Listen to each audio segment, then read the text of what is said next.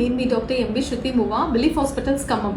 మా ఇన్ఫర్టిలిటీ సెంటర్లో అండ్ మన ఫాలోవర్స్ చాలా మంది ప్రెగ్నెంట్ కాకుండా ట్రై చేస్తున్న వాళ్ళందరూ, మేడం మేము హస్బెండ్తో కలిసాక వీర్యం అంటే సెమెన్ అనేది లీక్ అవుతుంది, అందుకే మాకు ప్రెగ్నెన్సీలు రావట్లేదు అని చాలా మంది దీని గురించి చెప్పమని రిక్వెస్ట్ చేశారండి. దాని గురించి ఈరోజు డిస్కస్ చేసుకుందాం.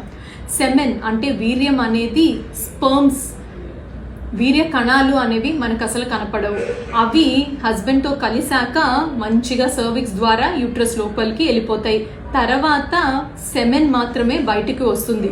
సో వెజైనా అనేది ఒక స్ట్రక్చర్, అది లోపల ఏదున్నా బయటికి రావడం అనేది సహజమే. సో సెమెన్ లీక్ అయినంత మాత్రాన స్పర్మ్స్ అన్ని బయటకు వచ్చేస్తున్నాయని అస్సలు అనుకోవద్దు. అలానే కలిసాక వాష్రూమ్కి వెళ్ళకూడదు అని కూడా ఏం లేదు. ఒక జస్ట్ 5 minutes అట్లా ఉంటే సరిపోతుంది. ఇంకొంతమంది సెమెన్ లీక్ అవుతుంది కదా అని డిఫరెంట్ పొజిషన్స్ అనేవి ట్రై చేస్తున్నారు. దానికి కూడా అస్సలు నెసెసిటీ లేదు. జస్ట్ హస్బెండ్తో కలిసాక ఒక 5 minutes లయింగ్ డౌన్లో ఉండి తర్వాత మీరు వాష్ చేసుకున్నా ఏమీ కాదు.